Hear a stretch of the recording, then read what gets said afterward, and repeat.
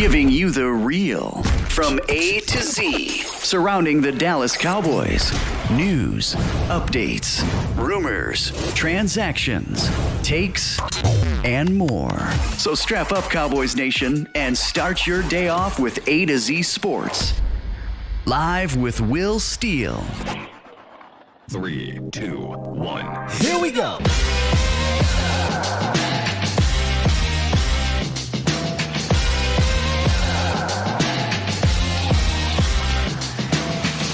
Good morning, good people. Welcome to A to Z Sports Live, presented by Boston Scientific, streaming live on YouTube and Facebook. And of course, I am your host, Will Skywalker Steele. Boom! Day one. It's in the books. And it went pretty much exactly how we expected. Deals were flying all over the place. The Cowboys were mostly worried about their own. And we're going to recap everything that transpired across the NFL. Day one of free agency. Yeah, yes, we will. Yes, we will. In the roundup, got some Cowboy nuggets, though. All right? Some restructures are happening. We'll hear from Jane Slater on Odell Beckham. She also got some other nuggets that I thought was very interesting. And then the meat and potatoes of today's show revolves around my guy Foots the King joining us at the top of the hour. As you can see right below, our first episode of On the Clock NFL Draft. We're talking wide receivers. So we're going to get Foots in here. We're going to get his top 5 wide receivers in the draft and then some other names to watch and keep your eye on. So jam-packed show today. So we got to jump straight into things, but I appreciate y'all for being here. Salute to you, Bomb Squad. Bomb Squad! I will say this prior to getting into the opening. I told y'all I wasn't gonna get my hopes up about anything, and I pretty much stayed true to that. But there was one player that, man, it really had me sad, man. They ask you today when you're not really fine, but you just can't get into it because they would never understand. It's not like I really thought David Long Jr. was going to be here, but he got signed for $5.5 million, y'all. $5.5 million. I mean, that's basically cap, boy. They signed right. 5.5. Am I tripping? 5.5 seems right in the alley. Yeah. They signed Keanu Neal for $5 million. Allen Hurns for $6 million. David Long Jr. is a baller, and I just thought that was, a attainable piece. But here comes the money. Here we go. Money talk. Here comes the money. let's talk about some of the guys internally that the Cowboys looking to bring back in this roundup. Here we go, man. Here we go. It's time! It's time! It's time! It's time! It's time! It is time for. It's time for the morning roundup. Round 'em up, boys. Hey, yo. $5.5 million for that beast. But the Cowboys did clear $7 million by restructuring Michael Gallup's contract. Yep. Yes, indeed. That will give the Cowboys roughly $20 million in cap space to basically stare at. But no, they'll have $20 million to do something. So before I get into the Michael Gallup thing, Bomb Squad, am I crazy to think, and I'm not really thinking this, I'm just asking y'all a question, that maybe there's something that they're going to do with this money? Because think about this for a second. Yes, Michael Gallup's contract has this clause in it. Absolutely. But $7 million's a lot. And I feel like you didn't really need to press that button unless you were going to use that on somebody. Now, maybe that somebody is an internal free agent. Or maybe that somebody is a current Cowboy that they're looking to extend. Maybe that's where it's at. But usually you see them do this with, the Dak Prescotts, the at one point Tyron Smiths, the Zach Martins, the D Laws. And I get that Gallup's contract was a big contract, but also look at this as a little bit of a risk. Right, now let's get to Gallup. This likely locks Gallup in for the foreseeable future, right? They're banking on Michael Gallup to be better, and we'll get to what Jane Slater had to say about it in a second. So yesterday, and look, I'll come out here and tell you if I'm back and forth on something. Remember what I said yesterday in the roundup? The Odell Beckham thing had me thinking, okay, maybe the Cowboys could really be in on a D-Hop situation because they can control kind of where the number is going to go if Odell Beckham's going to have a market that they got to bid for. I don't think that could be the case anymore, y'all, man. I think I'm bouncing back to the other side now, right? Because think about this for a second. If you're clearing cap space for Michael Gallup, he's going to be locked in here likely for the next 2 to 3 years minimum. Are the Cowboys really going to trade for a guy that regardless is going to get paid a lot of money over the next couple years on top of Gallup, on top of likely trying to extend CeeDee Lamb? Find that hard to believe. I figured that Gallup was going to have to be a part of a trade. That's not happening no more. But does that rule out Odell Beckham? It kind of sounds like only Jerry Jones, quite frankly, cares about Odell Beckham. Here's what Jane Slater had to say about this Odell Beckham situation. Just take a listen. Yeah, Rich, Jerry actually did show up to Combine a little late this year. He was there on Friday, and he has talked about OBJ lovingly, I guess is the best way to describe it. He talked about him lovingly when they were in a real pursuit of him during the regular season. I think a lot of people thought we were just throwing that out there. That was about as real of a free agent pursuit as I had seen. But the question in the building, and I think there's a little bit of a division as it relates to OBJ, was the fact he couldn't work out for them. So I was a little shocked to learn that the Cowboys weren't even at his workout last week. So I have posed the question to a couple of my sources, is he still in play? And I'm told Jerry Jones is very much driving the bus on this. In other words, if this deal gets done, this is Jerry and Jerry alone. Now, we have talked to Mike McCarthy about Odell Beckham Jr., and he speaks highly of him, talking about the fact that he's reached out to a number of people who have either worked with him in the past or been. The hope is that Michael Gallup is going to step up the second year coming off of his ACL. If this gets done, it's Jerry and Jerry only. That sounds to me like Jerry and Stephen Jones are fighting a bit here. Look, McClay is probably like, listen, do whatever y'all want to do. I'm out here scouting. I'm out here trying to actually get you guys free agents that Stephen Jones is giving me the grocery list for and find NFL draft prospects that fit here. But Jerry clearly wants Odell Beckham. I don't think Steven wants anything to do with this because it's going to obviously clear the $6 million that's their highest target, right? Again, we've got evidence that since Brandon Carr, about 6.5 is the highest they're willing to go. They've went 5 with a couple guys. Allen Hurns, Gerald McCoy were 6, and I think Randall Cobb was about 5 and some change. So they're willing to go in that $5.5 to $6.5 million range. Steven knows it's going to be way more than that for Odell Beckham.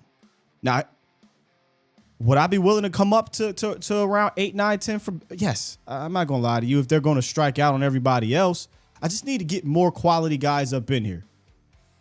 And I don't know that I'm willing to just bank on a Michael Gallup. The Cowboys are. And I hope like hell he bounces back. Be rooting like hell for Gallup to bounce back because he ain't going nowhere, right? He's going to be here. And we need him, right? We need Gallup to be a bona fide number 2 T. Higgins type of receiver. Not saying T can't be a 1 somewhere, but they got DJ Marchase. We got our CeeDee Lamb. Now we need our T. Higgins. And Michael Gallup has to be T. Higgins next year. Has to be. And I think they're going to be counting on that. And I'm not putting my eggs in a basket of a not that I was, but it was a fun conversation, of a D-Hop situation. I'm not putting my eggs in that basket, all my eggs in that basket. I feel like this is going to be more of a let's draft a guy, Sign a James Washington type and let's rock. That's why we're going to talk about some potential drafted wide receivers later with Foots. Speaking of receiver,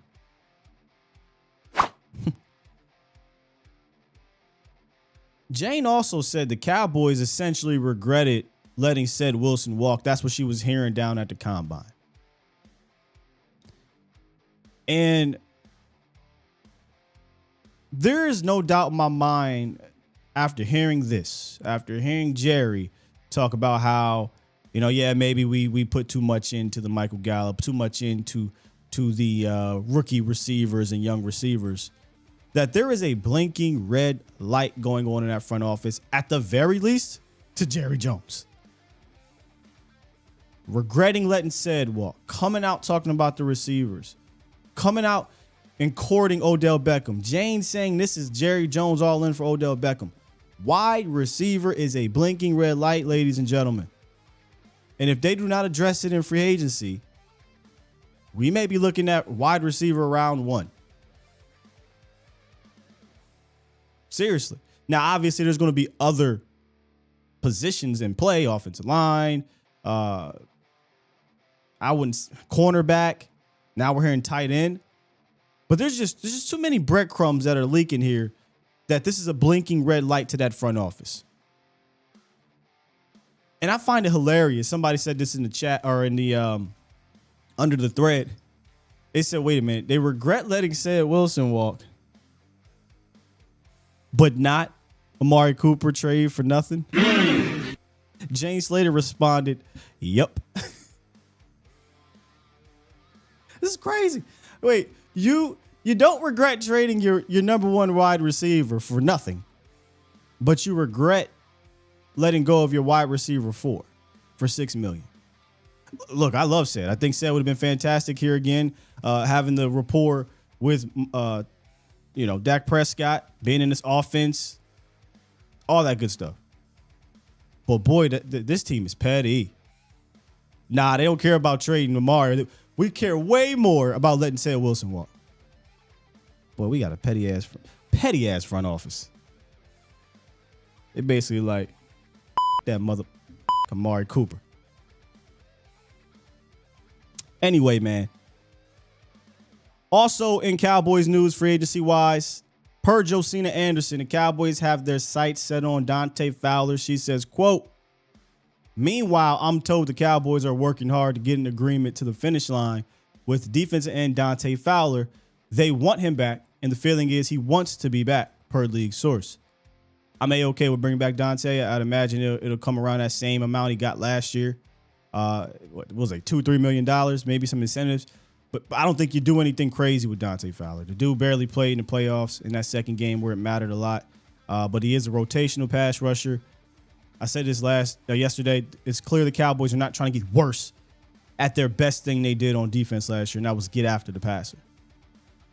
So I'm down for that as long as they are also trying to get better, right? Dante can't be the end-all be-all. Whether that be adding more depth in the draft, whether that be adding more depth free agency, whatever. But I'm cool with bringing Dante back on a nice little deal. What about Dono? Jane Slater also says that Donovan Wilson is at the top of their list. They want to bring him back, but she does not believe they'll be able to afford him because there's a big market for Donovan Wilson.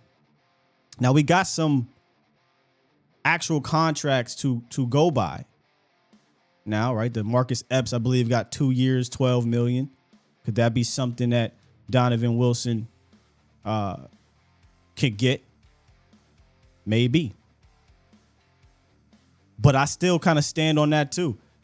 I don't know that they're going to want to spend that money on that position. They want him back. But if you listen to Bobby Bell said they went to the combine, talked to Donald's people, and they were offering Donovan Wilson half of what he was asking for, which fits right up Here comes the money. his alley. Go. Money talk. Here comes the money. So I dropped the video yesterday. It was just a clip from the show where I said, are the Cowboys preparing to lose Donovan Wilson? Maybe they're not preparing to because they want to get him back, but I highly doubt they're going to be spending a ton of money on it. And this is Foots texting me. Yes, sir. He'll be in about 10 minutes. But before we get to Foots, I kind of want to recap a little bit of what happened around the league from the free agency standpoint. And let's start off with who the Cowboys lost, right? One of the biggest guys the Cowboys lost in free agency, maybe the biggest so far, obviously, is Connor McGovern. He gets signed by the Bills on a 3-year, $23 million deal. And that leaves a quote-unquote hole, I guess, at left guard, depending how you look at it, right? In my opinion, it leaves a hole at the depth of left guard. But the way the Cowboys are approaching this thing, which, again, I call this into question. As we speak right now, Tyron Smith's your left tackle. Terrence Steele's, or Tyron Smith's your left tackle. Tyler Smith is your left guard. I think Tyler Smith can play at any side, or not any side, any part of the left side, whether it be guard, tackle. I'm fine with whatever they decide to do. Just decide to do something. But if that something revolves around Tyron Smith being left tackle full time next year, I mean, how can they go into the season like that? It's malpractice. Something has to happen there. So either they draft a left guard, sign a left guard, trade for a left tackle, sign a left tackle. They have to do something to offset the fact that Tyron Smith is going to miss a ton of games. That just is going to happen, y'all. The evidence is there. The Cowboys also lost linebacker Luke Gifford to Tennessee on about $2.5 million per year deal. Not a big deal to me. I'm fine with letting him go get his money. Congratulations to him. Also, not a big deal to me with this Connor McGovern. I wouldn't be paying Connor that. I draft a guy if that's the case, or sign a guy. The guy I wanted is out. Shaq Mason. He's going to the Texans. By the way, we are still obviously in the thick of things for free agency. So feel free to drop these things for the people in the chat that may be looking to get these updates on free agency happening as we speak. And the one right now is Shaq Mason, who went to the Texans. So he's out at that position. What else happened around the league? Let's take a look, Cowboys Nation. Let's take a look. We got, and let me move this over a little bit. Boom. We talked about Connor McGovern. We talked about David Long. 2 years, $11 million is just, that's a fantastic get, man, for the Dolphins. Getting Jalen Ramsey and David Long to go along with Vic Fangio's defense. I'm telling you, man, the Dolphins are not playing around. They're not playing around. Also to get Mike White. By the way, pay attention to some of these backup quarterback deals. Mike White, Jameis Winston. I think there's another cat that we'll get to here in a second that went.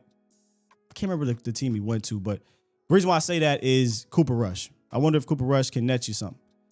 Let's see what else we got here. Nothing crazy from the New England Patriots, in my opinion. But the Jets, they re-signed Greg Zuerlein. What's up, Greg? Dalvin Tomlinson.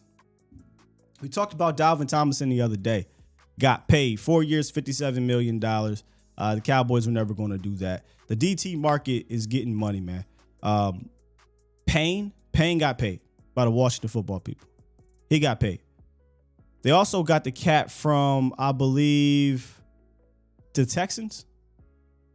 I think he had a sack against the Cowboys. 3-year, $19 million deal, likely replacing Jadeveon Clowney to go opposite of Myles Garrett. So they're trying to stock up that defensive line to help Myles Garrett in that defense. And they're not, I ain't saying going all in, but they're obviously making attempts to try to go for this thing a little bit here defensively with the quarterback they just gave $700 gazillion to. Man, you can't make these kind of you can't make these kind of deals according to certain people. Patrick Peterson, he goes to the Pittsburgh Steelers. He had an okay year last year. The Texans got busy. They were very active. Robert Woods happened last week. Jimmy Ward goes over and follows his defensive coordinator to Houston on, I believe, a 2-year deal, 2 or 3 year deal. Matt Gay, the kicker, apparently got the biggest contract for a kicker. I thought he got, didn't he not get cut at one point? Interesting to me. The Jacksonville Jaguars pretty much re-signed their own at this point, unless something else happened. Roy Robertson Harris is interesting because 2 years ago, I actually featured him as a guy the Cowboys could be after. He was a better version, in my opinion, of Brent, meaning they were 6'7", 300-pound dudes, can go inside and play some 5-tech. And he did well enough for the Jacksonville Jaguars, where they extended him 3 years, $30 million. I like him. Tennessee signed Andre Dillard, 3-year, $29 million deal. That's good money for Andre Dillard, who essentially got beat out by Aussie. So good for them. The Broncos, another team, paying a quarterback a lot of money, went out and said, oh, no. We're going to make sure our quarterback can at least be upright. Sign Ben Powers to a 4-year deal. Sign Mike McGlinchey to a 5-year deal. And then they signed Zach Allen, one of the most underrated defensive linemen last year for the Cardinals, to a 3-year deal. Once again, proving, yes, I'm paying my quarterback, but I can also still go out and help said quarterback and team. Kansas City did the same thing, signing Juwan Taylor to a 4-year, $80 million deal, which was their big get so far. Jimmy G, he gets his money. He goes to the Las Vegas Raiders. There was an interesting stat that I want to say Warren Sharp put out. So Devontae Adams goes from Aaron Rodgers, who's one of the best deep ball guys, Derek Carr, who was pretty decent at throwing the deep ball too, to Jimmy Garoppolo, who ranked like as one of the worst deep ball throwers per EPA in the league. And how is that going to sit with the Devontae Adams? Jimmy, without a doubt, is a I call him a possession quarterback. You know, you have possession wide receivers. He's a guy that wants to throw it right in front of him, let yak happen, not a downfield dude. So it'll be interesting to see how they handle that with Devontae Adams. And there's the Marcus Epps contract I was talking about that we could kind of hopefully get a Donovan Wilson type of deal with. 2 years, $12 million. That averages out to $6 per, but, you know, funny money. Then in the East, nothing too crazy. The Giants got the Colts linebacker, 4-year, $40 million, 22 guaranteed. Jason Kelsey says he's coming back. Brandon Graham resigns, but they also lost a couple other starters on that defense too. So this is kind of be the balance that the Eagles will have to deal with. Some guys will be coming, some guys will be going. And one of them was Javon Hargrave, who went to the 49ers. Man, that Niners defensive line is going to be crazy. Chicago Bears, the most money, are just signing everybody. TJ Edwards, Tremaine Edmonds, DJ Moore with the trade. They're active, extremely active. Cam Sutton goes to the Lions. I like Cam Sutton from Pittsburgh. He signs with the Lions. And Packers, obviously, they never do anything. Minnesota gets Marcus Davenport on 1 year, $13 million deal. The Falcons are really active. They traded for Jonnu Smith, which I don't understand that. Signed Chris Listrom to which he played for them, a huge deal. Signed Taylor Heineke. And Jesse Bates got the bag, 4 years, $64 million deal. So day one's off to a crazy, crazy start. Von Bell goes to Carolina. And then obviously we know about Derek Carr in New Orleans. Dean resigns with the Bucks. Nothing's really going on with the Cardinals or Rams, but the Niners are definitely active. They get Sam Darnold to 1 year. That'll be interesting. If Shanahan, like I know Shanahan may not win the Super Bowl with Sam Darnold, but let's just say Shanahan gets an NFC Championship game with Sam Darnold, Jimmy Garoppolo, Brock Purdy. Well, Sky didn't get to the Super Bowl. Damn. Sam Darnold, Jimmy Garoppolo, and Brock Purdy. Man, give me that guy on my squad. And that's it for the recap of free agency, Cowboys Nation. A lot going on and still going on. Jacoby Myers, I just looked over. Professor O is going to the Raiders, 3 years, $33 million deal. So Devontae Adams gets some help. He gets some help. Aaron dropped 5 in the super chat. Come on. Super chat. He said, I wonder if Gallup restructure was their button they hit to make another run at Dono. Could be, they don't usually use that money to go get other guys outside the organization. Is usually done to retain or extend guys within the organization. Another thing to keep an eye on is the tackle market because of Terrence Steele, which is a reason why I wanted to get out in front of that last year, because I believed in Terrence Steele. What happened happened to Dallas doing that, by the way? Dallas used to get out in front of these things. It feels like they're letting all of this kind of run out. DeMarcus Lawrence, Dak Prescott. Maybe it was Zeke. Maybe they got spooked from Zeke. But they used to get out in front of guys like Terrence. They did it with Lyle. They did it with Barry Church. They did it with Jeff Heath. They did it with Cole Beasley. They got out in front of these type dudes.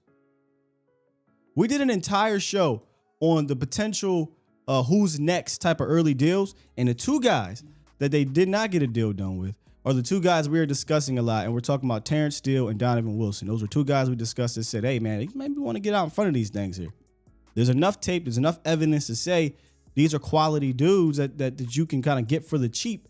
And if they don't hit, it doesn't hurt you. But if they do hit, you got them for the cheap. Didn't happen. What did Shaq Mason go for? So Shaq Mason got traded, right? I mean, unless he got cut and then signed right away.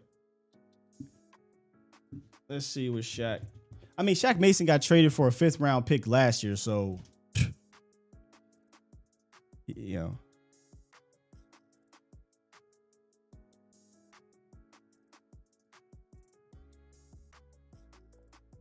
Anybody got the number or the trade compensation? I'm not seeing it just quite yet. Was it a 5th again, or what are we talking about here? Late round pick, 6th rounder for a 7th rounder. About what he got last year. Ian Rappaport, it's a late round pick swap, a 6th rounder for a 7th rounder in the trade for Shaq Mason. I mean, I'm not crazy. When we brought up Shaq Mason a couple weeks ago, I said I would try to trade for him. I don't want these guys to hit free agency. He already has a pretty solid contract. 6th round pick, 7th round pick, whichever. For Shaq Mason, man, give me that all day. Now you can put Tyler Smith out there at left tackle. You want to bring Tyron back to be a swing? So be it. Whatever. That's depth. Draft another guy to come in for a Zach Martin or Shaq Mason in the next year or two, and let's rock. But hey, I don't want to do too much apparently. Shout out to my man that called in yesterday and said the Cowboys and the Chiefs are doing the same thing. This would be a Chiefs type move. We got to stop. We got to stop with that, man. Real quick, Danny, since you've been on hold, let me get to you real quick, and then Foots is going to be calling in a second. So, what you got for me, Danny? Good morning, Sky. Looking forward to hearing Foots' draft. I like his content a lot. Tomorrow, I'll give you a call with a few day 3 guys, wide receivers. Listen, I'm beyond. Listen, I stopped Cam in '94. It's not disappointed. It's not mad. Right. I just think with this team, it's frustrating because it's not an 8-8 team. It's not a 6-11 team. I think we both can agree this team is like 3 players away from winning a Lombardi. 3 or 4 players away, 4 tops from winning the championship. What if I could sell you that they're just a plan away, like a real? There is no plan. Right. Well, right. Well, there's no 3 or 4 players either, right? But what I mean is like a legitimate. I hate to use the term all in. Maybe we've used that word to exhaustion, right? But a quality plan. I feel like if they put a quality plan together, they could get there. That may not involve having to sign 3 or 4 big name free agents or tier 1 free agents, but a quality plan. I never feel like there's a quality plan in place. It's, hey, let's just see what happens here, and then we'll go from there. And listen, I love Cedric Wilson. I'll say it again. He had the best hands on the team. And for them to be all broken up, that they let one of their cheap-ass contracts get away, just shows you. Because think about it. His contract would have been it would have been small. It would have been Happy Meal, man, compared to what other guys get. Yeah. And they're all broken up that they let him get away. It's just, and I also wanted to say you was right, I was wrong. With the money Daniel Jones just got, they better extend that. for the next 5 years. You was right, I was wrong. No, and like I said, no. You weren't wrong, Danny. Because you were saying he's not. Well, here's the thing about the $50 million. You said he's not a $50 million quarterback. I said, well, Danny, he's not going to cost you $50 million on the cap. Like they're going to do some funny money things with that. So it ain't that you were wrong. I don't like the term he ain't worth blah blah blah blah. I don't like that. But it was never going to cost $50 million on the cap. They should extend him. That'll help them create even more cap and surround him with even more talent. But there's a sector of the fan base that wants to just get rid of him completely. But I don't know how you're watching this market happen right now with Jimmy Garoppolo, Daniel Jones, Derek Carr, et cetera, and you're like, hey, I'm okay with that, but I'm not okay with, in my opinion, a top 10 quarterback. I know at this point we have to extend them, in my opinion. And I'm not looking forward to losing Wilson. If you think losing Wilson is going to help that run defense, no. He did not care about his health when he played. He came down and he laid dudes out. And guys like that are very rare in the NFL today. Beast, they'd rather make a business decision than take somebody out going across. I'm gonna leave the I'm gonna land the plane on that one, and looking forward to hearing you and Foots. All right. Yes, sir. Appreciate you, Danny. Good call. Good call. Good call. Let me make sure I hit up, make sure he good, because he working right now. Yeah, I think it's petty that they kind of leak. We regret letting said Wilson go. And then James like, no, they don't. But they don't give a damn about no Amari Cooper situation. Petty. Yeah, JP Foots is going to be on in a second. Y'all talking wide receivers on the clock. Wide receiver series. Well, when I say wide receiver series, I mean on the clock series. The first one up is the wide receiver position. We're going to talk about Foots' top 5 receivers and a couple other names to watch here in a quick second. But we can continue to talk about the free agency period going on. And again, we're in the thick of things. So any breaking news, I've noticed some of you guys are putting the alarm emoji. Appreciate y'all. You can drop that. Drop the news of what's happening. The latest is Shaq Mason's been traded to the Texans for a 6th or 7th round pick. Jacoby Myers signed by the Raiders, 3 years, $33 million.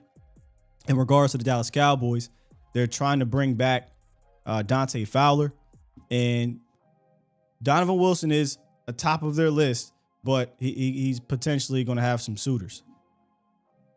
I'm not giving up on it though, because the same thing happened last year with Jaron Kearse. Jaron Kearse was out there for what felt like a week, and then the Cowboys eventually signed Jaron back to a better deal than I thought they were going to get. So maybe, Dono holds out and they bring him back. I'm not hearing too much on LVE. I'm not hearing too much on the LVE front. And this linebacker group, I think linebackers and defensive tackles, there's a quality group there. It's still a lot of dudes, Devin White's still out there.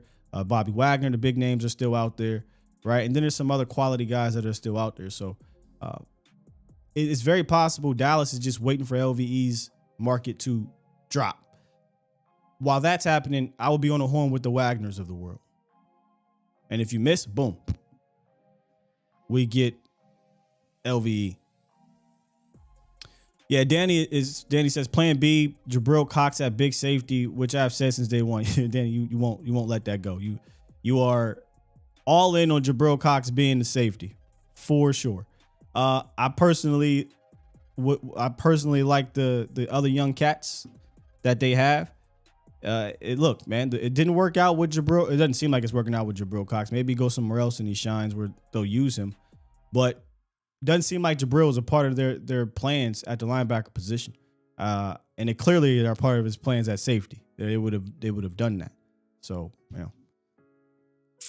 I don't know, Toxic. We'll see if we get to we'll see if we get to that. Kai said LVE, forget LVE, go get me some guys. Levante David, yeah, D-Shift. He's another guy that's out there, a little up there in age, but I mean, if you strike out on the other dudes, I ain't mad at bringing in Levante David for a year. And Dennis says, get Wagner. for the love of God. Rolo says, why not Jabril as safety? He doesn't get on the field as linebacker. Got to ask the coaches, brother. Got to ask the coaches. I think they feel better about the actual safeties that they have. I mean, when the conversation happened at draft, if they came out and said pretty much like Dan Quinn said about Marquise Bell, hey, we looked at Marquise Bell at doing some linebacker things, then the conversation becomes legit. But they never came out and said that. They never tried him at safety. He's been a linebacker from day one, off-ball linebacker from day one, and that's how they've been utilizing him. So I just was like, I'm not really entertaining the conversation because it's not a legitimate conversation in-house. And they went out, got Hooker. They went out, got, was it KZ? Yeah, KZ. They went out, got J-Ron. They went out and drafted Izzy, and now they're bringing in Marquise Bells of the worlds. So they clearly have a plan at safety, and it doesn't involve the Jabril Cox. In fact, they did the opposite. They took a safety and brought him down a linebacker, and it didn't work out. So maybe they're a little bit PTSD. They don't want to take a linebacker and move him to safety. Maybe he'll go somewhere else and do that, guys. Maybe that's what will happen. But I don't really see that happening here in Dallas because it doesn't seem like that's what they want to do. Lee said Terrence Steele went from bad to great to, well, let's make sure this ain't a fluke. Man, I had enough tape to me, man. Maybe this is the issue with Dallas, right? There's let's wait and see. And now it's costing you money. But it's been wait and see a lot. It's been wait and see on Dak. It's been wait and see on D-Law. It's been waiting. And every time they wait and see, they end up getting got in contract negotiations. Sometimes you just got to say, all right, let me take this, in my opinion, small risk on a Terrence Steele, and you could have extended him for cheap. And you didn't have to do 5 years, $60 million. But I thought there was enough tape to see, and he's at an age, and he has that work ethic. They know him, that, man, there's a high upside with Terrence Steele based off of kind of that back end of 2020, obviously 2021, and then the off seasons in between. There's no doubt in my mind Terrence Steele has one of the best jumps on the team, right? Terrence Steele, get him off this squad. But he had that jump. Now, everybody think Josh Ball and everybody in the world could have that jump, but that's more of an anomaly than anything. I say get ahead of those type of guys. There's enough tape. Look, we got an all-pro cornerback, a 2-time Pro Bowl wide receiver. Honestly, what more do you need to see to sign those dudes to an extension? They won't even go out and do that. They're going to wait, probably. I hope they don't do what they did with Diggs, with what they did to Byron Jones. We had this conversation a few years ago, or a few weeks ago, where somebody brought up, they said they wanted to trade Diggs. Or maybe they were okay with trading Diggs. I said the only way I would be okay with trading Diggs if they had in their mind, they had no plans on retaining him. If you got no plans on retaining Diggs, while this may be ass backwards to trying to win a Super Bowl, but again, we're talking about the Dallas Cowboys, you got to trade him. What is the point if you're not going to extend him? If he's not a part of your future, get something back in return. They let Byron Jones clean walk the hell up out of here. While other teams be trading these Jalen Ramseys of the world and getting 1s and 2s and 3s back. Army Mom believes some team will make an offer on Steele. I would. Second round 10. I think Terrence Steele is one of the finer right tackles in the league. Probably biased, not name wise, but Cowboys wise. But man, there's so much upside there. He's already a phenomenal run blocker, and I think he's a solid pass protector that can continue to get better. And he's young. You can't play around with offensive linemen like that.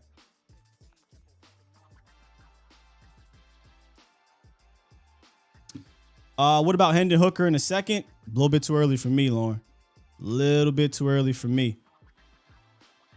Quarterback-wise, I'm looking about third and beyond. I'm not saying I want to take a quarterback. I'm fine if they don't take a quarterback to the 4th round and beyond. But if you're going to take a Q, second feels a bit rich to me. I would maybe do third if there's a guy there you're comfortable with.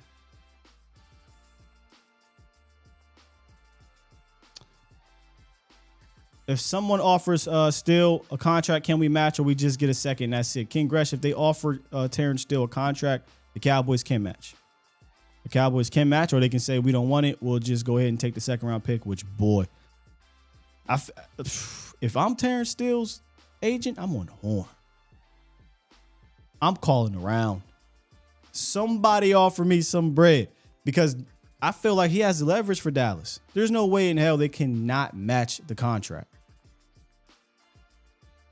You can't possibly say we're just going to roll into the draft. Technically, Terrence Steele and Josh Ball or Matt Walesko or my bookend tackles. Tyler Smith. Tyron Smith. Too many goddamn Tylers, Terrence's, Tyrons. Tyron Smith at left tackle. Matt Walesko or Josh Ball at right tackle. Those are my bookends. Because now you go into that draft with 2 issues at tackle as opposed to 1. Well, Scott, we can go get DeJuan Jones. You can. What you going to do about the other side? Shit. I'm 100% on the horn if I'm his agent. Well, I don't know what's cracking with Foots here. Maybe he got held up. He said he was in a meeting. He was getting off the meeting, but I was going to have you guys stay on hold until we got the Foots, but if you want to call in, you can. I didn't put the number up here on purpose. But 351-999-3787 is the call-in line, Cowboys Nation. In the meantime, in between time, I'll still rap with y'all. Rolo said, if the second is in the top 15, I'll be okay. End of the second, no way. I wouldn't. I wouldn't be okay with it, bro, because Terrence Steele, I think, is if I'm being honest, I think he's worth the first. Sky, you crazy? No, I ain't. No, I am not, man. Tackles are so important in this league. And if I was to realistically put Terrence Steele on the trade market, I'm not trading him for anything less than a first round pick. Here we go. Ladies and gentlemen, we got my guy Foots the King in the building. What's good, Foots? He's in the building. I got you, bro. Where's it at? Where's my he's in the building button? I don't even have he's in the building button. It's all good. But he is in the building. What up, fam? How you doing, sir? Good morning. Good afternoon. How's everything going? We good, fam. We good, fam. We just recapping this free agency period. But you know how the Cowboys, we're not really a part of it. So a lot of people upset, but I've grown numb to it. So it don't mean nothing to me, fam. You know, Sky, you do a good job. You know, you are the expert when it comes to free agency. Here's my thoughts on free agency. You know, I'm a draft. You the draft guy. You the draft analyst. I would love to get one name, whether it be like when I look at DeAndre Hopkins' film. Obviously, you know, he's really the same. You going in and out, Foots. You got me. You got me now, Scott? Yep, you back. Sorry about that. Gotcha. Yeah, he was obviously in the same class with Des Bryant, and he wins in different ways, right? He wins differently than Des won. Better route runner, better hands, and I still think he has juice. And the truth is this: the Arizona team was a wreck, and it showed. So I think that he's the name that I'm really watching, and obviously Odell Beckham. We know they're not going to be major players, but I would like them to get a name. So basically, and I hate to use the term name anymore, Foots, but you talking about you want to get a dude, right? You want to get a band for badass mother effer. You trying to get somebody in here that could impact this offense. We need a name, Scott. We need some exactly what you just said is true. Impact the offense. And the position that it's so interesting that you bring up, you know, Odell Beckham and you bring up DeAndre Hopkins, because we're going to talk about wide receiver. And if they don't land any of those guys in free agency or in the trade department, I think 9 times out of 10, Foots, they're going to grab somebody in the draft, whether that be in round 1, 2, 3, whatever. They're going to grab somebody in this draft that they can hopefully lean on a little bit going into the 2023 season. And you put together your top 5 wide receivers in this draft. You ready to dive in? Sky, let's go. I'm excited. Who is? You know I'm excited. Let's start backwards, because honestly, I think your 5th rated wide receiver kind of had my eyebrows raised a little bit here. Quentin Johnston from TCU, the 6'4", 200-pound athletic freak. How you feeling about one Quentin Johnston? For me, Sky, it comes to Johnston, athletic freak, but the feet kind of scare me. Okay. What do you mean? But when I looked at Johnston, I didn't see a great route runner. I saw a guy who took a while to get going. I saw a few issues in that. So, okay. We are gathering information throughout this whole season, throughout this whole draft season, right? That's what the point of this is. It's the information season. Right. And so when I see guys do drill work at the combine, one after the other, after the other, after the other, then I see the athletic testing. Now, mind you, Quentin Johnston has a lot of drops. He has more drops than he has touchdowns. Yeah, a lot of drops. Yeah. He takes a while to get going. He's not DK Metcalf in that way that he's so fast and big that you could just run him on nines. He's not that. He's not going to win that way. He's not really great after the catch. Now, is he a big body that in breakers, post?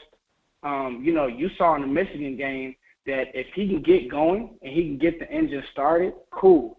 But the problem with that is that the game is changing, Scott, to where you need, and one of your favorite receivers, Zay Flowers, you need guys with juice through every route. Like, he can't run every route. He can't run the exotic stuff. And that kind of scares me, and that's why I bumped him down. So what I love about this and discussing the draft is that we can have two conversations. We can talk about his overall fit coming into the league, and then we can talk about the Cowboy fit. Does it give you a little bit more, a positive outlook on Quentin Johnston if he's coming into a West Coast style of offense where we're getting more, quick slants, we're getting more kind of possession type routes that fit a big body like a Quentin Johnston? It does, Scott. And if you're running him like on deep overs and you have a plan for him, yes, it does. But I think TCU's offense was kind of limited, and that's what scares me with a lot of these offenses. And so coming into the league is going to be a true learning curve. Now, if he were to fall, I think that you would have to at least have a conversation with yourself. I don't think he's going to, because there are a lot of – he's a true one. And for the Cowboys, it's kind of tricky because we have a one. And so his ceiling is a true one, Scott, like a true X receiver. You leave him on an island, and that's what he does. You can't move him in a slot. He doesn't have the footwork for that. Doesn't have the route run. Doesn't have the hips for that. So it's kind of tricky in that way, but he's also not this elite receiver that in years past. I mean, to be honest with you, Scott, when you compare this position group to the corners, to other position groups, it's kind of not as strong and as heavy as those positions. Yeah, I don't think it's as strong as it has been in years past. I think you're looking at particular fits for said team as opposed to, I don't care what type of player this dude is, he'll fit my team. The other issue with, I think, Johnston is you got a guy like Michael Gallup who's not going nowhere now, right? And Gallup is a guy that you can't put in the slot either. So you would then have to essentially put CD Lamb in the slot full time, because you're not going to draft a Quentin Johnston early rounds and say, all right, we're just going to sit you on the bench, right? So you're going to have Gallup out there, Johnston out there, and CD as your slot. And some may say, hey, no problem, I'll put CD in the slot full time. But I truly want to see what CD can do on the outside in the West Coast offense, me personally. Well, I think the truth is, Scott, he really flourished, and he flourished on the edge at times. And that's going to be interesting. That's going to be interesting to see how Mike McCarthy uses CD Lamb, because I do think that him being in the slot was a mismatch. But there were times last year where they were able to motion him back on the edge, Scott. Right. And he was look what he was able to do to Bradbury. That's how I knew that the Philly would have issues against Kansas City, because, listen, CD Lamb still has that amount of juice. And so I think that if you use him in that way, I think that he could be special. Another guy, because you're kind of quantifying Johnston as, I don't want to say one-trick pony, but he's kind of fitting in the box. Another dude, your fourth wide receiver in Jalen Hyatt, pretty much kind of fits that mold. He's notoriously known as what they call one-trick pony. Everyone, one-trick pony, because that's pretty much all he did at Tennessee, right?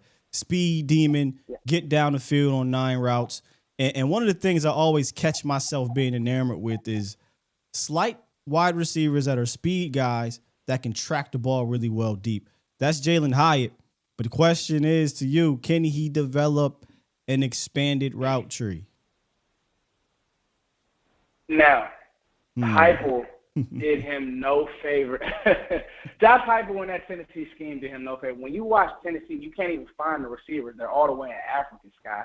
And so, but what, you know, and they run that. It's actually quite interesting how Heupel was able to put together that scheme. But it's very much so a college scheme. They're on the ball quick. The receivers have these super wide splits, but what they're doing is they're just trying to look at the box, see what's going on, and based on what you give them in the box, that's what Hyatt is either going to run. He's either going to run post. He ran a lot of slot fade. Here's the thing with Hyatt. If you're asking Foots, I do think he can develop into what you would essentially need him to be, Sky. I do. I saw some things in his route running at the combine. You know what surprised me about Hyatt? Yeah. I thought that 4.42 was fast. I thought he would be faster. I thought he would be like a 4.3 guy. Everybody said that, man. You know what I mean, Scott? Like to me, that was the most surprising thing about Jalen Hyatt. Outside of that, though, Scott, and I mean this, he can really run. Like, and it shows up on film, so that's why I'm not worried about it. Now, a couple guys who kind of dropped from me, the speed doesn't show up on film, and it didn't show up this year. And then when you get to these combine numbers, you start asking yourself questions. So that was essentially kind of scary for me. Real quick, pulling up the tweet right quick, and we'll get back to it because I want to talk about this once we come out of talking about this. But breaking news,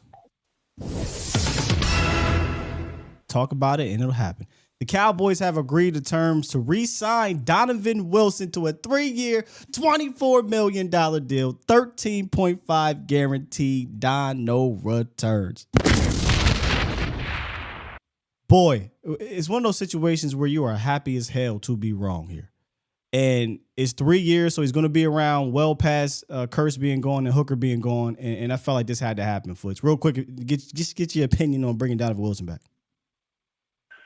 Donovan Wilson coming back to the Cowboys is excellent news. You really saw the process really take to fruition with Donovan Wilson, Scott. You drafted him, but you didn't let him get out of the building. He earned that money. I'm excited, Scott. I actually want to hear you talk about it because I know how you feel about free agency, and we could pop back into the draft. I got time, but I want to, because to me, this is kind of what I knew, right? Like, they draft so well that they're going to do a lot of signing of their own. So, I'm excited about it, Scott. I'm really excited because he adds that grit. He has some plays in the San Francisco game that he adds that grit. He does. I said yesterday, he exemplifies the physicality of this defense. You know, the heart of I'm not saying he is the heart, but he's a part of it. He's somewhere in that damn heart of the defense. You know, the physicality of this defense, like you said, the grit of this defense, the will, the want-to of this defense. And he's a playmaker. Dono is an absolute playmaker. And I hated that they didn't get in front of it last year because I was afraid he'd get lost this year. But they did the right thing by bringing Dono back. He was, in my opinion, your number one free agent that you had to bring back.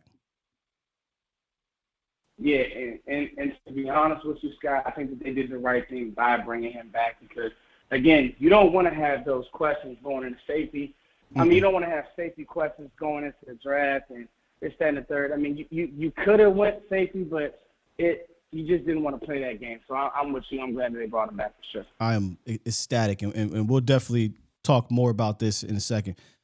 Let's just go ahead and jump back into your number 3 wide receiver. And that's Jordan Addison out of USC. 6', 175. He won the Biletnikoff in 2021 in Pitt, transferred to USC. It didn't have the same year, but this guy is notoriously a route running guy. But what's your thoughts on Jordan Addison? I think what you said is key. It was I didn't see the same production. I mean, he only had 2 touchdowns over the last 7 games. I think with Addison, it's kind of like a weird case study, right, Scott? Because he's not really big and he's not fast. but the separation at times is good, and then at times is bad. I think he was pegged as the number one receiver just immediately, yeah, right? He was, yeah. But I'm watching the combine. He wasn't real explosive with his jump. 3-cone wasn't outstanding, and he's not a big guy. Like, his frame is small. And I always tell people, if you are a smaller guy, you need to be outstanding. Like, you have to have something that just jumps off. Like, I need to look at the film and say, okay, he's literally these corners can't guard him. He does something exceptional. People will point to the route running, but there were times where I just didn't see enough separation, and he looked small out there. You look at a team like the Cowboys. All of our corners are over 6'1", Sky. So if you're not fast and you're not small, if you're small and you're not physical, that's an issue. That's an issue, Sky. Could he be like a Devontae Smith light type where, they're the slim reaper, small dudes, route running guys? But see, I think Smith is more explosive, right? He's a little bit faster. I was just about to say. But could he do that? Because we had questions with Smith. Could he handle the physicality in NFL? And it's just like, I can handle it if you don't hit me. If you can't hit me, I should say. He can. I think he can. USC had other receivers kind of step up last year and to help Caleb Williams out. I think that he can, Sky. I really want to see. It'll be interesting. Whoever drafts him has to have a plan for him. I don't think he's a guy you can just stick on the edge day one. I think you start him in the slot. I think you let him get acclimated to the NFL game. Like, I want him to be Chris Olave so bad, but I just don't think that he's that type of player. Because if Chris Olave had that top end speed and it showed up on film. There are times, you watch the Utah game, you watch certain games where I just didn't see Jordan Addison win enough matchups. And maybe Caleb Williams, he's back there, he's creating, obviously he'll be a top 10 pick next year, and maybe he didn't stay on schedule enough with some of his throws to him as well. But it wasn't that same juice that you saw at Pitt, which is interesting because he transferred to USC to get that extra little bit of a jump, and it ended up kind of not working in his favor because last year he was widely regarded as the number one receiver. This year, there's questions for sure, at least for me. There's questions. So it'll be interesting, Scott. Now, I'll say this. I say all that to say, at 26, if you're wiped out and Jordan Addison is staring at you, and again, you have CeeDee Lamb as your true one, and you have a plan to say, hey, Jordan, you're going to come in, you're going to play a slot exclusively, we're going to run Texas routes, we're going to run whip routes, we're going to have you work the middle of the field, this is going to be your role, it would not be a bad pick, Sky. Because in draft world, Sky, he's not being regarded as, hey, he's the home run number one receiver. When you talk about, putting him exclusively in the slot, the guy that comes to mind for me that I would love this to happen, he may not be the route running prowess as a Jordan Addison, but he can make some damn plays, man. And that's Zay Flowers, man. He might be my pet cat of these round one wide receivers. I'm telling you, Foots, I don't give a damn about the size, man. I truly don't. The dude is just a playmaker. When I have my notes on Zay, I just have playmaker. I just think he's a great counter to a CeeDee Lamb and a Michael Gallup. And if you do decide to put CeeDee Lamb out there, Zay Flowers dealing with cornerback threes, dealing with linebackers, dealing with safeties, I'll take that all day tomorrow. I don't give a damn about him being 5'9". I don't care, Foots. So here's the one where we 1,000% agree. And I wanted to. So here's what I do, Sky. When it comes to receivers, right? Every year there's the small guys that people fall in love with the highlights. But I really wanted to watch and then put all the information together with the combine. Sky, he lit the combine on fire. His feet, his route running ability, he's charismatic. And so now I say, okay, when I look at him next to Johnson, next to Addison, he just had more juice. And when I've been doing this a long time, you could just see that he has more juice. He is Steve Smith. He's not as tall as Odell Beckham, but he wins in that way. He wins in that A-B way. He's always going to be right with his feet. You're never going to get hands on him because his feet are right. And so You are 100%. I moved him up my board. I didn't have Zay Flowers this high in my rankings in January. But it's March now, and we have more information, and I've watched more film, and it makes a lot of sense. You're spot on. When you say, give me Zay, the Cowboys will be foolish because he's also – here's the difference. He's also thicker than Josh Down, and he's thicker than Tank Dell, and he's thicker than those guys, and he's fast. The 4.42, now we're having those questions, and he's explosive.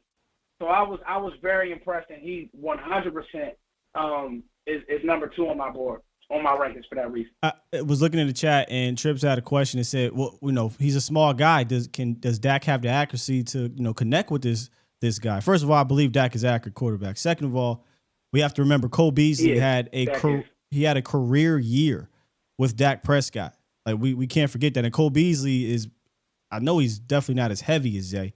He might even be shorter than Zay. No. But he's about the same size as Zay Flowers, and they had a fantastic connection. So I 100% think that Zay Flowers in a Randall Cobb, who also is only 5'10", in a Cole Beasley type role would flourish here. I mean, the slot receiver in Dallas has usually flourished. So can I say something else? Yeah. He can win on the outside. And I think people point, see short. Yeah. Very Steve Smith-like, right? Steve Smith was a 5'9", and they put Steve Smith out there. No, he can listen. Zay can win on the outside. Like, don't get that mistaken because, again, he wins with his feet. So he's a better player than Cole Beasley. I like Cole Beasley. Oh, 100%. But, it's not even, we're not going to take away from Zay Flowers. I mean, Cole Beasley is slot exclusive. That's the difference. Shorter arms, doesn't have the same explosion. I don't even know. I don't think that Cole is a 4.4 guy. I mean, he's probably 4.5 because the legs aren't as long. But when you talk about Zay, he's a different type. I'm telling you, he's like Antonio Brown. And when you saw it paired with other receivers, when they're going through drill work, you see the difference. You just see the difference. Man, I love talking this draft with you, bro. Let's get to your number one for real, because the Zay Flowers thing. I usually try not to fall over any of these players in round one that I know the Cowboys ain't gonna get. I know they ain't gonna draft him; he's too small for him. But I feel like he would be such a perfect fit for this offense. But your number one guy in Jackson Smith-Njigba, a little. I don't want to say I'm shocked that he was your number one because I've been seeing you talk about him. But explain to us why Jackson Smith-Njigba, who didn't play much last year but had a ridiculous year in 2021, why is he your number one wide receiver, and what are some of your concerns? So, obviously the injury concern, and I think some of that was him knowing he's going to the NFL, kind of like, hey, let's just take our time with this. The injury concerns are real. That being said, Sky, to me, that you're just not going to find a better receiver who's in more control than Jackson. I'll tell you, I'm watching the what games I watching last night? I was watching the Oregon game from 2021, and it's it's Garrett Wilson, Chris Olave, and Jackson, and they're all on the field together. And you'd be hard pressed to say that those guys look like better receivers than Jackson. And those two have actually come out and said that Jackson does a lot of things better than them. Like, they've come out, and obviously that's them endorsing their teammate. But, like, Garrett Wilson was like, yo, he is going to be a star. He does a lot of things better than me. And it wasn't like hyperbole. I messed that up. Anyway, the point of the matter is this. When you look at Jackson Smith-Njigba and you look at what Brian Hartline has done with receivers, and let's just take two guys, for example, and I did this yesterday. So Chris Olave goes to the Saints, doesn't have good quarterback play. He puts up, I think, 1,200 yards. Somebody in the chat, check that. Puts up 1,200 yards. And then we have our guy that played at Arkansas last year. He goes to Tennessee, doesn't have good quarterback play at Tennessee, but he couldn't get on the field. What Jackson Smith-Njigba will be able to do with the route tree, Sky, it's just you just let him go because he's had NFL-level coaching with Brian Hartline. I'll give you another example. Brian Hartline was the receiver coach at Ohio State. They're making him the OC because he was getting offers all over the place. He's that good of a receiver coach. And those three were able to keep Marvin Harrison Jr. off the field, Scott.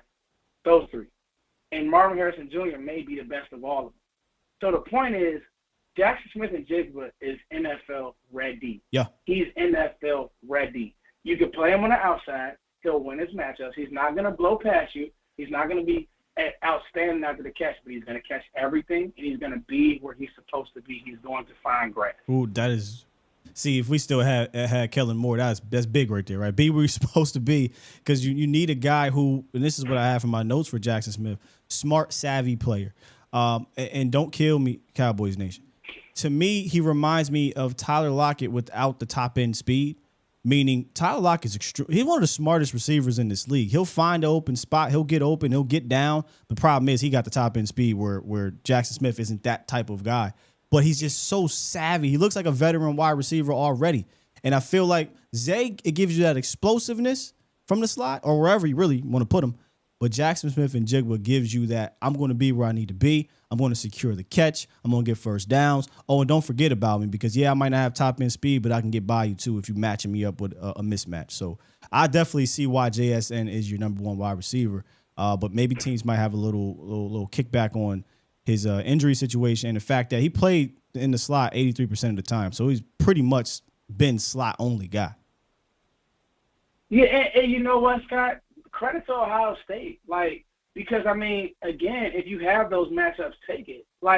Okay, and the receiver I was talking about was Traylon Burks, and this is why I vividly went on record last year and said, I just don't know about Traylon Burks because I just don't know how he wins, Scott. And, again, when you're talking about a guy and you're talking about route running, right?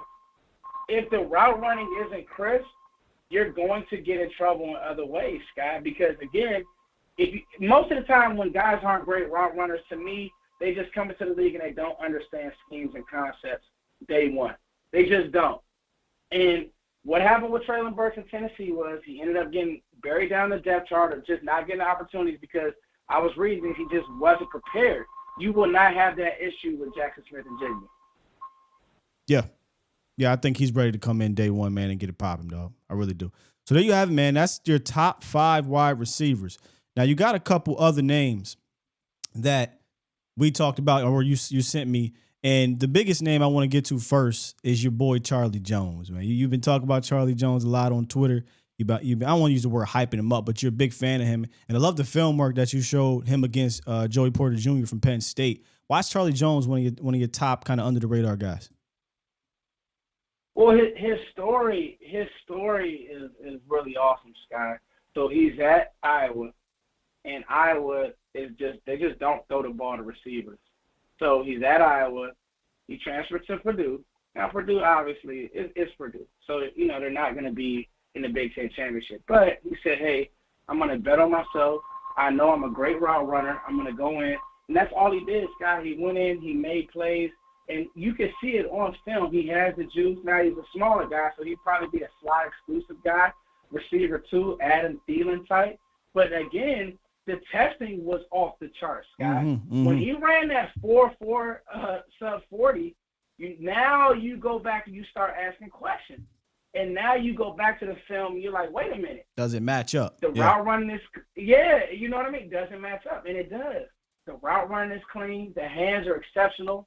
And, if you ask Penn State fans, you ask Michigan State fans, you go watch the film, they'll tell you. You can look under the comments under that thread. They'll tell you, we couldn't get out that game. We couldn't guard the guy. So I think that he'll be a steal in the 3rd round. Let's say you don't go receiver early. I think he will be a steal in the 3rd, 4th round. And I think he'll be hanging around because guys like Tank Dell, Josh Downs, they're getting a lot of fanfare right now, and rightfully so. But let me say this, Scott. I think that Charlie Jones in the right system will come in day one and give you more production than Tank Dell because he's thicker. He's actually faster. He's a faster player. I think that Tank has a lot of good wiggle, but it's something about playing against that Big Ten competition that it does something for me to say, this guy can really play. It's funny because I don't want to come at Tank Dell, but I feel like they got that that type of guy in the little squirt is what I call him, the kick returner. So I feel like you got that type of guy. If you're gonna draft a Tank Dell, just use the one you got on the team. Whereas Charlie Jones could definitely be that Adam Thielen, not size wise, but slot type of dude. And move him outside if you want to move him outside. Cole Beasley, whatever slot guy you want to. What's the cat from Oakland or Las Vegas Raiders? That guy. Yeah, you're talking about Hunter Renfrow. Hunter Renfrow, right? He could be one of those type of guys for you with a little bit of speed, man. Yeah. Oh, he's faster than Hunter. Hunter was a fifth or sixth round player. He's faster than Hunter Renfrow. Yep, absolutely. Yeah. So you got a couple other dudes too, man. Talk about some of your other pet cats. So Cedric Tillman is a guy who has been forgotten about. Now he wins kind of in the same way as CD, but again, SEC receiver has had big games. I mean, he had 200 yards last year against Georgia. He's a physical guy. More of that Anquan Bolden, catch everything, not gonna run away from you, but has some juice after the catch. And then Rashee Rice for me, the 40-inch vertical, the 4.50 was exceptional. I thought that was fast enough. And again, another guy who third, fourth round, maybe second round might be a little rich. Again, this receiver class is going to be overtaken by this cornerback class. This guy, we talk corners, we're going to have to talk for about an hour. Rashee Rice, though, I really like his game. Physical guy, the SMU tape. It was funny. I was watching him versus Maryland, and I was watching a few other games, and it's like, dog, he had the quietest 160 ever. Like everything, you know what I mean? Like everything was like 10-yard slant, 15-yard hits, maybe like a 30-yard jump ball. Like nothing was like no big plays. It was just like a quiet, this is how he got to 160. So, I mean, those are two names that I really like as well. Obviously, we've covered Tank Dell. Obviously, we covered Josh Downs. And those guys, rightfully so, and a few other names. But those are two of the names that I'm really fans of. And I have also, Scott, this is big, have also done it against big competition. Yeah. That's one thing that we got to keep in mind. That's one thing that Will McClay loves. Now, I know he deviated from that a little bit with some North Dakota State type dudes, South Alabama, and he usually doesn't go there. And maybe we're seeing why, right? You see what happened with Jalen Tober, see what happened with Jabril Cox, and obviously the FAMU undrafted fella. But I think that Will McClay still sticks to his Power 5 type. Like, how have you performed against these top guys? And most of these dudes you're talking about have played against these top opponents, man. Absolutely, man, and rightfully so, because our window is still now, and like me and you talking about, Scott, and it's not right or wrong. It's just what they've done.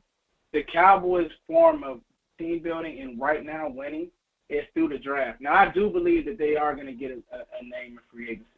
But if we're talking about right now, having a plan for right now, that's my job to go in and look at it and say, how do these guys help this team right now? Jackson helps this team right now in the slot, and he will help us right now. Charlie Jones can help us right now. Quentin Johnson, the way that he wins may not help us right now, Scott. I'm just being honest. You know what I mean? That's our job. Yeah.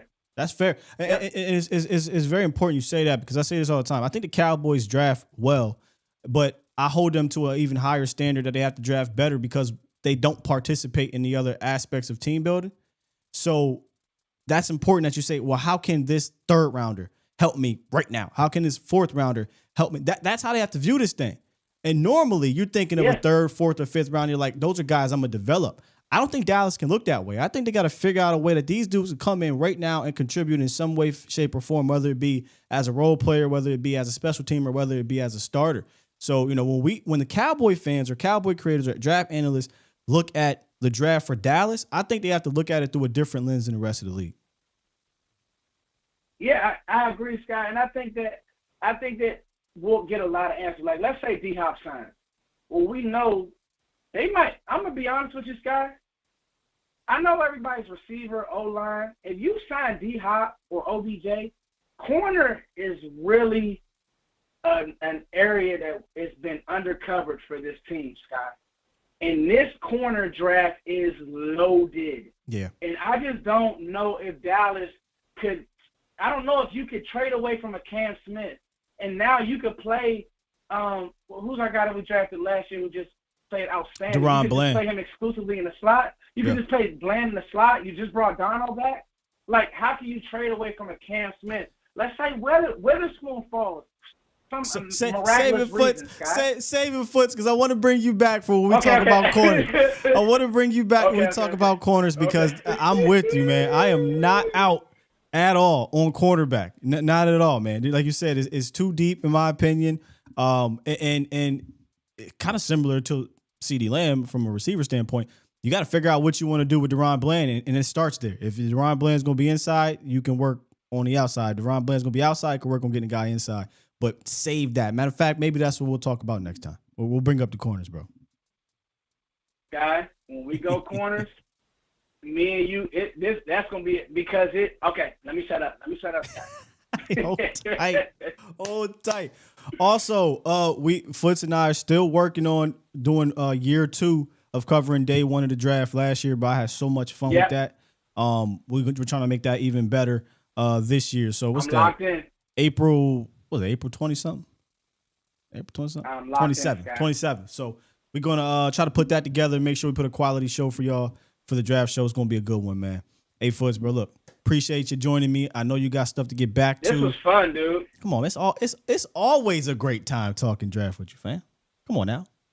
Even if the draft is your lane, you probably shouldn't talk about the salary cap. Hey, Scott shot me yesterday. I did. Look. I did. I was like, damn, my bad, dog. I forgot. Me and Vosh be throwing shots so many goddamn times that I be forgetting. I just can't be throwing shots at everybody like that, bro. But you know it's all love. Man, Scott, you my guy. Listen, and I mean this. Y'all, we're lucky to have no other team gets coverage like this, y'all. Hell no. Not like this. Not like this. And I'm talking about you, Scott. I'm not talking about me. I'm talking about I'm talking about the community, man. I'm talking about the community. And like I said, we gotta run this thing back. You let me know what day is good for you next week. We're gonna talk about them corners, bro. Let's keep it Tuesday. Tuesday. All right, let's do it, bro. Appreciate you. All right, cool. All right, man. Yeah, somebody yelling that foot. Foots the King. Ladies and gentlemen, make sure y'all follow my guy on Twitter at Foots the King. Make sure y'all follow my guy on YouTube. He changed his name. Finally, the Foots the King, ladies and gentlemen. Yeah, I'm not letting y'all do that. I ain't letting y'all do that. I already gave Foots enough shit for that tweet. He good. Twitter already gave him enough for that tweet. Bomb Squad crazy. Bomb Squad! Imagine if I opened the lines. So call in and give Foots the King your thoughts on that tweet. Y'all would have went crazy, man. We'll be back next week talking about those corners. Foots is see, this is the thing with Foots. He's so ingrained in the draft. He could quite literally talk about every position in one show. But we got content we got to create, and we're gonna stretch this thing out, and we'll talk about those corners next week. However, ladies and gentlemen, where we at here?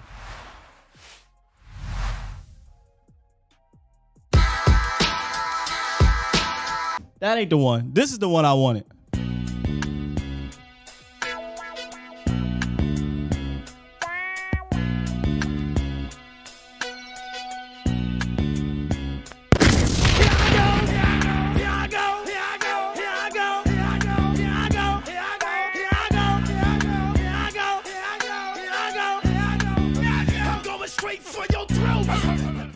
That's exactly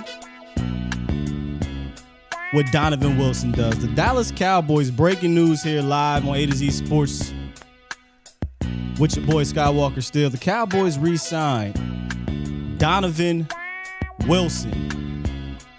3 years, $24 million. The first 2 years fully guaranteed. So basically, and we'll get even more details on this contract at a later date. But when the 2 years are fully guaranteed, that means it's a 2-year deal. And they have an out after 3. And that's kind of where we were looking at. And earlier in the show, we looked at the Marcus Epps contract, right? And we said Marcus Epps, 2 years, $12 million, 6 per. He's essentially getting that, right? But it's 13.5 over the first 2 years, which equals out to a little bit less than $7 million per year. I love this deal. Real quick, thumbs up, thumbs down. If you're down with this deal for the Dallas Cowboys, it should be an emphatic 100% thumbs up. Easy money.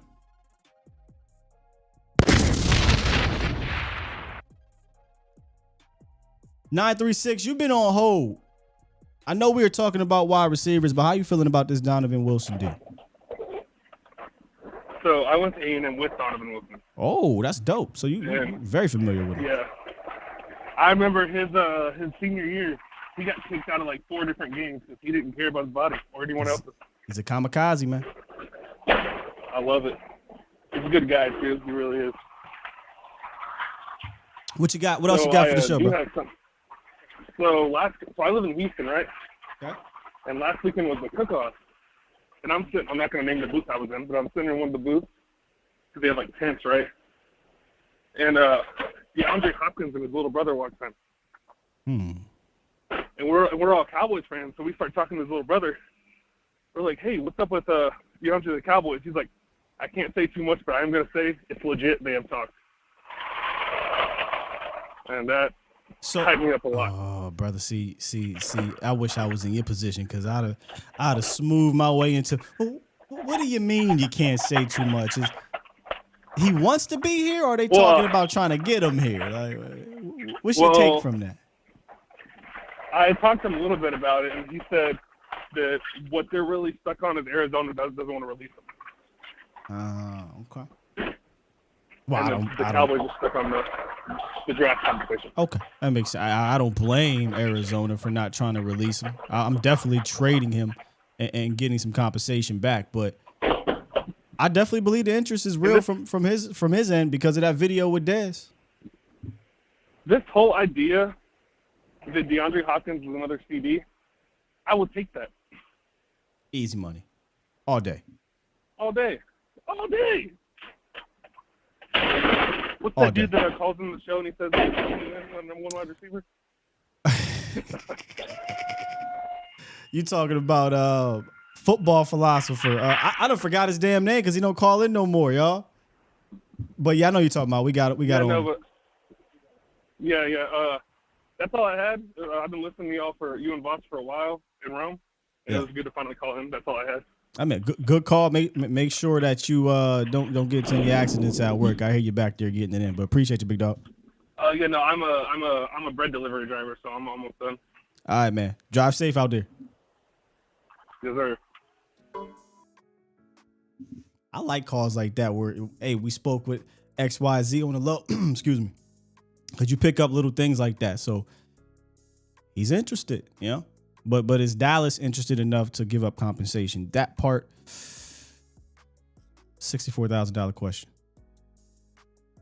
803, what it do? Hey, what's going on, man? Good morning. What's up? So I just had a quick question because I've talked to a couple of my friends about this. According to the in regards to the Zeke contract. All right. Do they have to do something by tomorrow, 4:00? Or you can't post June 1 to cut him for the full savings? Not that I'm aware of. I think that the whole guaranteeing a contract date has passed, I believe. Now, you could be on something about league year. But I don't think they can save money by doing anything tomorrow. I think it's either you designate him June 1st cut between now and June 1st, or you just cut him now and then you take the $4.6 million cap saving, I think it is, that you're going to get right now and deal with the debt money over the next 2 years. Or actually deal with the debt money this year, and I don't think you'll have much of it next year. Now, if you do designate him June 1st, you can split the debt money over 2 years. But I don't think Zeke's deal has any guarantees to the point where, hey, if he's on the roster by this date, he's guaranteed $10 million. Like Derek Carr. Perfect example. Derek Carr had to be cut before like the week after the Super Bowl or something weird, or X amount of dollars were going to be guaranteed. Or if he got hurt, X amount of dollars were going to be guaranteed. So I don't think there was anything like that with Zeke's deal. I could be wrong, but I don't think so. Okay, so we can still get the 10 point something Oh, million savings after 4 o'clock tomorrow if they cut him. All the way until if they post June cut him after 4 o'clock. I mean, tomorrow. honestly, and correct me if I'm wrong, y'all. I mean, they could cut him in August, I believe, and it'll still work. I could be wrong on that one though, but yeah, I think they got plenty of time to make that decision. And I mean, from the looks of it, they ain't designating him no pre-June first cut because they could have did that and got the money right and been players in free agency. Yeah. So it looked like, if anything, they're going to restructure the contract. Gotcha. All right, man. That was all. I'll let you get back to your show, man. Appreciate it. Thanks, man. Yeah, that made me think there. I know there are players that have these type of details in their contract, Derek Carr being one, but I don't think Zeke does. I think that might have been last year. I think that might have been last year where they had to make a decision on Zeke and it really wasn't much of a decision. They say we're keeping him on the roster because we weren't going to save a lot of money cutting him due to the restructure. Two Broke says, yeah, I don't believe Zeke has any roster bonuses or anything like that. I believe it's just straight up bonus money. Did we get more breaking news? Okay. Professor O said that Josina Anderson, per Josina Anderson, I'm told the Cowboys are still working on a new deal with Dante Fowler. Martise. That's the dude's name. Martise ain't called in a long time, so his name slipped my mind. All right, I'm going to lock these up. We got a couple more callers, and then we're going to get up out of here. 3, 2, 1. What up, though? What's going on, Sky? What's going on with you? Who this? Lamont. What's up, Ma? How you doing, man? Good, brother. Oh, I could change names. I kind of had this thing I wanted to ask you about. Does it seem to you the reason why Dan Quinn's getting paid as high as he is because, to me, follow me on this because it's a hypothetical. Okay. Do you think the reason why he's getting paid as much as he is because maybe Jerry, instead of saying Mike is really the head coach, maybe maybe Jerry's paying Dan almost that amount because he's actually using these guys as a two-system head coach kind of thing? That is not far-fetched. Clarence Hill tried to get Jerry to say that because Jerry kind of slipped up and said something along the lines of, I have two head coaches. But I think what he was trying to say, because it's Jerry, is that I have two coaches that were head coaches. Like Dan Quinn was a head coach before. Mike McCarthy is obviously a head coach, but he was a Super Bowl winning head coach before. And Clarence was like, so basically what you're saying is you got two head coaches. And Jerry was like, that's not really what I'm saying. But then when you hear Mike McCarthy say, hey, I feel comfortable taking over this offense completely, and I'm not saying this is what he said, but essentially abandoning the whole walk around head coach, worry about all aspects of the team thing, I'm willing to take that risk because I believe Dan Quinn could hold his own over there. I don't have to look at anything defensively, and I can let him head coach the defensive side of the ball and let Coach Bones do his thing, and I'm going to run this offense my way. So in a way, I don't think you're wrong, Lamont. Like, he's the head coach of the defense. McCarthy's a head coach of the offense. But it ain't good to come out and be like, yeah, we got two head coaches. That's not good for hierarchy power, right? Correct. And that's what I was saying. I think this is an internal thing to where when Will meets with Dan, he'll want to be like, hey, I want this and that stuff for my defense. And now I think that since they gave him pretty much full reins over the defense, like they're giving Mike McCarthy full reins of the offense, I think the same kind of power is going to transition to where he's going to say, hey, I'm not asking for too much, but I'm asking for just enough to make this work so it all fits into the puzzle. They'd have to break tendencies, Yeah. They'd have to break offensive tendencies. They've historically given that power to the defensive head coaches. Now you got me saying head coach. Defensive coordinators, but they for whatever reason, they haven't really given that power exclusively to the offensive-minded guys, whether it be a coordinator or offensive coordinator or offensive head coach, Jason Garrett. I know it sounds crazy, but Kellen Moore didn't have personnel power. He had schematic power, but he didn't have personnel power. So I it'd have to break tendencies. That's all. Maybe McCarthy has enough juice to get them to break tendencies and say, hey, let's go out and sign this player, or let's go out and trade for this player. Okay, and just my last thing before I let you go. So when it comes to the offensive line, I was wondering if they let Terrence Steele go, say for instance, if he just signs a contract that is close to Jawan Taylor's. Whew. Hey, listen, it could happen, man, because sometimes players get overpaid, man. But I mean, that'd be the Cowboys' fault. They just this whole let's wait and see approach constantly costs them in contract negotiations. Mm-hmm.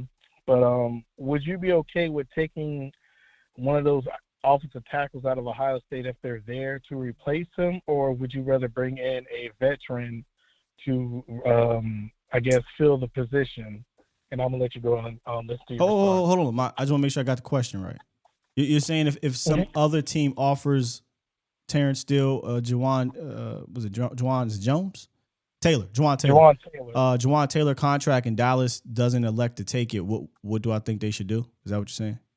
Yeah, would you bring in a vet, or would you want to draft one of those tackles that they have, rated towards the high second, late first to replace them? Both. I would 100% draft a tackle. I mean, hell, I'm still kind of pro drafting the tackle, but I would definitely draft a tackle and then add a veteran swing or a veteran guy to have depth. I mean, I'm not counting on Tyron Smith, right? So I'm still going to need some depth. So I do both of them. Okay. All right, bro. You're going to have yourself a good day. Thanks, man. Good call. Good call. The other caller dropped out, so we good to go here. Bring back Lyle. Nah, I'm good on that one. The only way it made sense to keep Lyle here is if he was going to move in the guard, but he had other issues with him. All right, Cowboys Nation, that'll wrap up today's show. A jam-packed show with some breaking news dropped in the middle if you weren't around for it. Donovan Wilson has been re-signed to the Dallas Cowboys on a 3-year, $24 million deal. Yes, indeed. Yes, indeed. And if that doesn't excite you, you may need to hit up Boston Scientific. In the U.S., more than 39 million men suffer from ED. And Boston Scientific created edcure.org to help you find your best cure. Once again, to get started, head on over to edcure.org. You take the quiz. You learn the type of risk that you have of ED. And if you have a condition that puts you at a higher risk, they have customized content just for you. The fastest way to find your best cure is to contact an ED specialist by browsing a list of experienced physicians in your area. So visit edcure.org. Brought to you by Boston Scientific.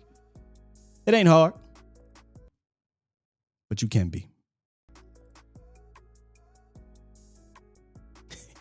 Toxic. Marv didn't call in today, Danny.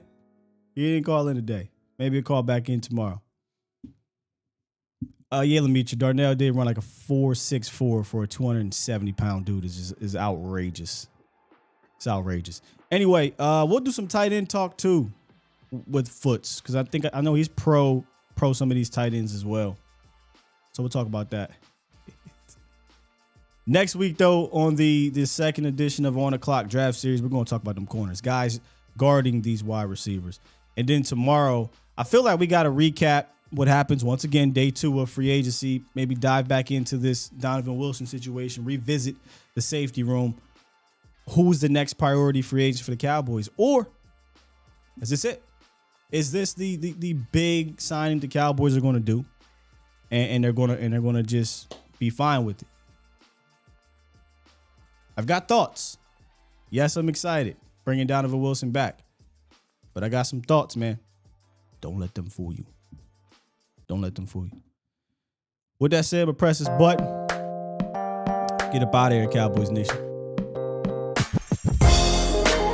Hankins, Wagner, says Sully. I'll be down. If you bring it, look, I ain't trying to be greedy. you sign Bobby Wagner, fam, I'll forfeit the rest of free agency. I don't give a damn what else they do. Bobby Wagner helped this defense. We out there. Peace.